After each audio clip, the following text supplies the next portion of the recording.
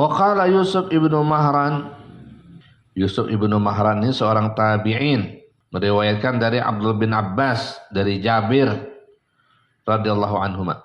Beliau bilang, balagani, pernah sampai kepadaku berita, artinya dari guru-guru beliau, anna tahtal arsy malakan, bahwa di bawah aras malakan ada seorang malaikat fi surati dikin, dalam bentuk seperti ayam jago di bawah aras sana. Barasunuhu min lu'lu'atin, cakar-cakarnya itu dari intan mutiara, lu'lu'ah. Wa sa'atuhu akhdar, dia punya taji dari mutiara hijau. Fa iza madha sulusul lailil awal, apabila telah berlalu sepertiga malam yang pertama, daraba bijanahaihi, ini ayam akan mengepak-ngepakkan dia punya sayap, wazaqa, dan dia pun berteriak atau berkokok. Waqala, dia pun berkokok, liyaqumil qaimun, hendaknya bangunlah orang-orang yang akan bangun, gitu ya artinya. Liyaqumil qaimun, hendaklah bangun orang-orang yang akan bangun. Siap-siap. Fa iza madha nisful laili, apabila telah berlalu setengah malam, jam 12-an. Daraba bijanahaihi, dia pun mengepakkan kedua sayapnya, wazaqa, dan dia pun berkokok lagi. Wa qala liyaqumil mutahajjidun, liyaqumil mutahajjidun, hendaklah bangun orang-orang yang biasanya tahajud. Fa iza madha sulusal laili, apabila berlalu 2/3 malam, udah mulai nih jam 2-an, jam 3-an, daraba bijanahaihi, dia pun akan mengepakkan sayapnya, wazaqa. Wa qala liyaqumil musallun, liyaqumil musallun, hendaklah bangun orang-orang yang suka sholat malam. Kalau dari beberapa jumlah al-musalsalat, hadis musalsal, suara malaikat yang di aras itu tersambung dengan ayam-ayam yang ada di muka bumi ini. Maka ayam-ayam ini iza khafaka khafatid duyuku fil ardi, apabila berkokok itu malaikat, maka ayam-ayam di muka bumi ini akan ikut berkokok. Wa sarahat kasurakhihi, dan dia akan berkokok, teriak seperti teriakan malaikat tersebut. Riwayatnya panjang. Jadi saut-sautan itu. Jadi ayam ini menyampaikan pesan langit. Biasa kan kalau ayam mau kokok mulai jam berapa? Kadang-kadang jam 1 ada yang kokok tuh. Jam 2, jam 3 mau subuh tuh kokok lagi. Jadi pertama kokoknya apa? Liyaqumil qaimun, siap-siap bangun. Liyaqumil mutahajjidun. Maka ayam-ayam tetangga kita bilang, liyaqumil mutahajjidun. Santri-santri bangun. Udah mau subuh tuh, jam 4, setengah 4, liyaqumil musallun. Bangun, salat, siap-siap bangun salat. Faiza tala'al fajru, apabila sudah terbit matahari, apabila telah terbit fajar, waktu subuh masuk, daraba bijanahaihi, maka dia pun mengepakkan lagi, pak, wazaqa, wa qala liyaqumil ghafilun. Nah, udah nih azan terakhir tuh dari ayam, ya. Liyaqumil ghafilun, hendaklah bangun orang-orang yang telah lalai daripada keindahan malam. Udah bangun. Wa alaihim auzaruhum, katanya. Liyaqumil ghafilun wa alaihim auzaruhum, hendaklah orang-orang yang melalaikan malam bangun. Salat subuh. tapi dosa-dosa tertimpa kepada kalian. Kenapa tuh? Ya karena kan pada pelajaran sebelumnya orang nggak bisa sholat tahajud karena ada dosa yang nggak diistighfarin sehingga terhalang dia dari bangun malam. Maka dosa itu menjadi tanggungan mereka, nggak dihapus lagi dah tuh. Dosa kemarin seharusnya dihapus tadi malam. Dia nggak bangun tahajud, udah dosanya jadi tanggungan dia. Begitu kata ayam ini. Maka ayam yang di tetangga juga bilang, liyakumil ghafilun wa alaihim auzaruhum. Ya Allah. Kemudian jadi ayamnya bekokok tuh. Bekokok jam mau sholat subuh. Kemudian jam 7 pagi ayam bekokok lagi kukuruyuk. Oh itu ayamnya habis kawin. Nggak ada hubungannya lagi dengan kukuruyuknya yang malaikat tadi. Ayam rajin pagi-pagi udah bangun ya. Beda sama kucing, pagi masih tidur aja. Allah.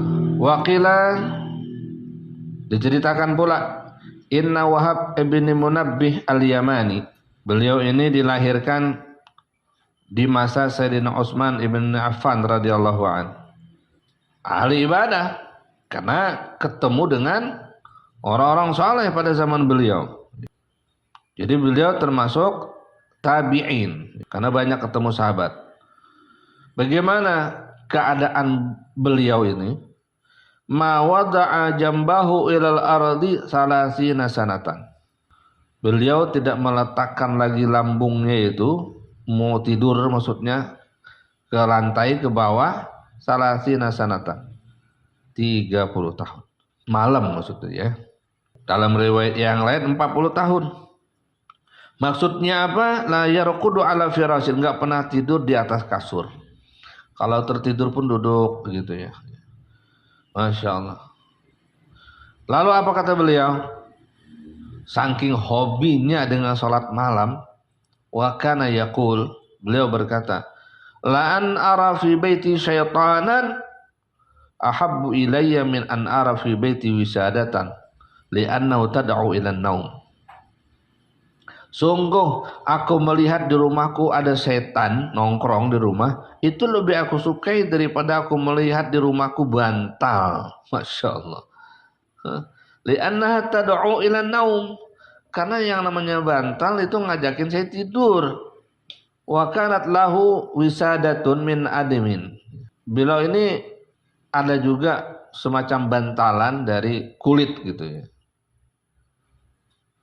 Punya.